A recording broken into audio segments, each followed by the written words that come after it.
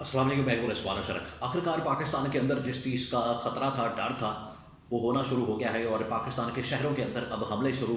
हो चुके हैं। बाकायदा तौर पर अब पाकिस्तान के शहरों के अंदर आम शहरियों को निशाना बनाना शुरू कर दिया गया है। पहले ये दहशत गर्दी की वारदातें और कार्रवाइयाँ हो रही थी बॉर्डर्स के ऊपर या बॉर्डर के मुलहिका जो इलाके हैं या बॉर्डर के करीब के जो इलाके हैं, वहाँ पर ये दहशत गर्दी की कार्रवाइयाँ हो रही थी, वहाँ पर ये इस किस्म के वाक़यात हो रहे थे। और अंदर शहरों के अंदर जो है काफ़ी अरसे से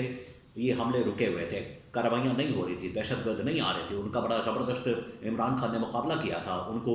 काउंटर किया था और उनको न्यूट्रलाइज़ कर लिया था। लेकिन अब एक बार फिर से पाकिस्तान के अंदर हमले शुरू हो गए हैं और एक नया हमला किया गया है नौशहरा के अंदर, खैबर पख्तूनख्वा के अंदर, वहाँ पर अकूड़ा खटक के मकाम पर, जहाँ पर दारुल उलूम हक्कानिया को निशाना बनाया गया और वहाँ पर मौलाना समीउल हक के बेटे मौलाना हामिदुल हक को टारगेट किया गया, उनको शहीद किया गया। बहुत सारे और लोग भी वहाँ पर शहीद हुए। ये हमला किस चीज़ का मैसेज दिया गया है, किस चीज़ का मैसेज है और इसके ज़रिए से क्या पैगाम दिया गया है, इसके हवाले से बड़ी अहम तरीन मालूमात मेरे पास मौजूद है, वो आपके साथ में शेयर करता हूँ। उसके बाद हुकूमत और जो इस्टेब्लिशमेंट है, गवर्नमेंट और इस्टेब्लिशमेंट जो है वो इस हमले के बाद क्या कर रही है और इस रीजन के अंदर, इस खत्े के अंदर और आलमी सतह के ऊपर चीज़ें किस तरह से तब्दील हो रही हैं, उसके हवाले से भी बड़ी अहम तरीन मालूमात मेरे पास मौजूद है, वो आपके साथ में शेयर करता हूँ। देखिए, डोनाल्ड ट्रंप के आने के बाद जो मामलात है खत्े के अंदर भी और आलमी सतह के ऊपर भी बड़ी तेज़ी के साथ तब्दील हो रहे हैं, बड़ी तेज़ी के साथ चेंज हो रहे हैं और ये तब्दीलियाँ जो है वो रूनमा हो रही हैं। और इस खत्े के अंदर ख़ास तौर पर जिस तरीके से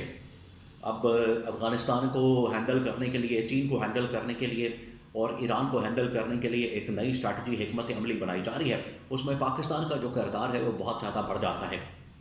और दूसरा ये कि अगर आलमी सतह के ऊपर भी आप बात करें तो यूक्रेन के अंदर अब जंग बंदी बिल्कुल करीब आ चुकी है। जंग बंदी के हवाले से आपको पता है कि अभी कल जो है एक बहुत बड़ी प्रेस कॉन्फ्रेंस हुई, बहुत बड़ी मीडिया टॉक हुई, बहुत बड़ा एक आप कह लें कि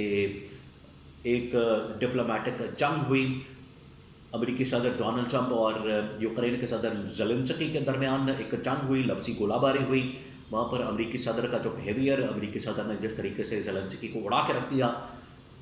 उससे वाज़ेह हो रहा है कि अमेरिका का दबाव इस वक्त शदीद बढ़ चुका है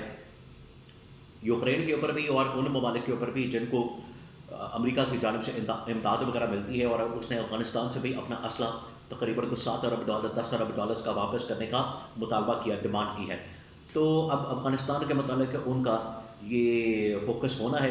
यूक्रेन के बाद अफ़गानिस्तान की तरफ आएंगे। तो यहाँ पर हालात जो है दिन ब दिन बिगड़ते जा रहे हैं, दिन ब दिन ख़राब होते जा रहे हैं। इस वजह से उन्होंने अपनी अहमियत, ये एक किस्म की अहमियत बढ़ाना ही होता है। ये जो हमले किए जाते हैं, ये जिस तरीके से वार किया जाता है, जिस तरीके से दहशतगर्दी की कार्रवाइयाँ की जाती हैं, डिस्टेबलाइजेशन की जाती है, ये फोकस दिलवाने से पहले इस तरह के वाक़यात होते हैं, फिर उसके बाद चीज़ों को हैंडल किया जाता है। तो अब अमेरिकी सदर का अफ़गानिस्तान की तरफ फोकस होने वाला है और उससे पहले जो है इस तरह के वाक़यात जो कि दोबारा से हो रहे हैं। पहले जो पाकिस्तान के अंदर कुछ अरसे से दहशतगर्दी की जो कार्रवाइयाँ हो रही थी पाकिस्तान के शहरों के अंदर, वो तो रुक चुकी थी, वो तो नहीं हो रही थी और वहाँ पर कार्रवाइयों को रोक दिया गया था बड़े ज़बरदस्त तरीके से। इमरान खान ने जिस तरीके से इनका मुकाबला किया, इमरान खान ने जिस तरीके से इनको हैंडल किया, इमरान खान ने जिस तरीके से इस मामले को चलाया, इमरान खान ने जो एक पूरी हिकमत अमली बनाई और इमरान खान के दौरे हुकूमत में जो उस वक्त की इस्टेब्लिशमेंट, उस वक्त के DGISI, उस वक्त की आर्मी चीफ इमरान खान जिसको लीड कर रहा था, उन्होंने बड़े ज़बरदस्त अंदाज से तालिबान को भी कंट्रोल किया और दहशतगर्दी की कार्रवाइयों को भी कंट्रोल किया। लेकिन जैसे ही गवर्नमेंट इमरान खान की कई रजीम चेंज ऑपरेशन हुआ, ये नाअहल और नालायक हुकूमत आ गई, तो उसके बाद ये वाक़यात बढ़ गए। इससे पहले वाक़यात हो रहे थे बॉर्डर्स के साथ, जो बॉर्डर्स के इलाके हैं जो अफ़गानिस्तान के साथ मौजूद हैं, इधर बलूचिस्तान के अंदर मौजूद है, खैबर पख्तूनख्वा के अंदर जो पूरी बेल्ट मौजूद है, एक लंबी बेल्ट है, वहाँ पर ये वाक़यात हो रहे थे। लेकिन अब बाकायदा तौर पर शहरों के अंदर आ गए हैं और पहला जो हमला किया गया है वो मस्जिद के अंदर नमाज जुम्मा के दौरान किया गया है, जहाँ पर मौलाना समीउल हक के बेटे जो है मौलाना हामिदुल हक को टारगेट किया गया, निशाना बनाया गया, उनको शहीद किया गया, बाकी और लोगों को भी शहीद कर दिया गया। अब हुआ क्या? असल में मामला ये है कि अफ़गानिस्तान एक डेलीगेशन जाने वाला था, खैबर पख्तूनख्वा भेजने वाला था और खैबर पख्तूनख्वा गवर्नमेंट को ये जिम्मेदारी मिली थी, ये टास्क मिला था कि अगर आप اپنے تئیں مذاکرات کر سکتے ہیں افغانستان کے ساتھ، افغان طالبان کے ساتھ یا ان لوگوں کے ساتھ، تو آپ کر کے دیکھ لیں۔ انہوں نے فیصلہ کیا کہ ہم ایک ڈیلیگیشن بھیجتے ہیں۔ اس ڈیلیگیشن کی جو سربراہی ہے وہ دی گئی تھی مولانا حامد الحق کو، جن کو یہاں پر شہید کیا گیا، جن کو مارا گیا، جن کو ٹارگٹ کیا گیا۔ اب آپ سمجھ سکتے ہیں کہ یہ نشانہ کس وجہ سے بنایا گیا، کس وجہ سے ٹارگٹ کیا گیا، کس وجہ سے ان کو نشانہ بنا کے یہاں پر شہید کیا گیا ہے۔ یہ واضح طور پر نظر آ رہا ہے کہ کوئی نہ کوئی طاقت ایسی موجود ہے، دشمن طاقت موجود ہے، کوئی نہ کوئی ایسا بیرونی دشمن موجود ہے جو کہ مذاکرات کو سبوٹاج کرنا چاہتا ہے، مذاکرات اور ڈائلاگ کو خراب کرنا چاہتا ہے، اس میں رکاوٹ پیدا کرنا چاہتا ہے، خلل پیدا کرنا چاہتا ہے، اس کو روکنا چاہتا ہے۔ اور مقصد کیا ہے کہ اس کے اندر رکاوٹ پیدا کی جائے، خلل پیدا کیا جائے، اس کو سبوٹاج کیا جائے اور اپنا فائدہ، اپنا مقصد جو ہے وہ حاصل کیا جائے۔ تو یہ ایک تو اس حملے سے واضح طور پر پتہ چلتا ہے کہ یہاں سے مذاکرات کو سبوٹاج کرنے کے لیے یہ ساری کارروائی کی گئی ہے۔ دوسرا یہ کہ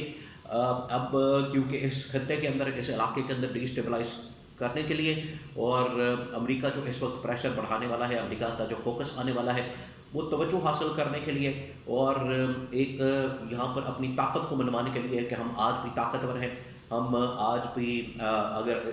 پاکستان کے اسٹیبلشمنٹ کے ساتھ مذاکرات کرنے ہیں تو بارگن چپ ہمارے پاس ہے، ہمارے پاس کارڈز موجود ہیں، ہم حملہ کرنے کے لیے آج بھی تیار ہیں، ہمارے پاس طاقت موجود ہے، اور اگر انٹرنیشنل اسٹیبلشمنٹ کے ساتھ بات کرنی ہے تو اس کے لیے بھی ہم تیار ہیں۔ اور ابھی امریکہ اور افغانستان کے درمیان مذاکرات بھی ہو رہے ہیں اس حوالے سے کہ افغانستان کے اندر جو اسلحہ رہ گیا تھا امریکہ کو اس کو واپس کیا جائے، اور افغانستان کی جو رقم ہے وہ اسی کے گرد تقریباً $7 ارب امریکہ کے اندر پڑے ہوئے ہیں، اور $7 ارب ہی امریکہ اس وقت امریکی صدر افغانستان سے ڈیمانڈ کر رہا ہے کہ ہمیں آپ جو اسلحہ آپ نے رکھ لیا تھا وہ واپس کریں، $7 ارب دیں، نہیں تو اسلحہ واپس کریں۔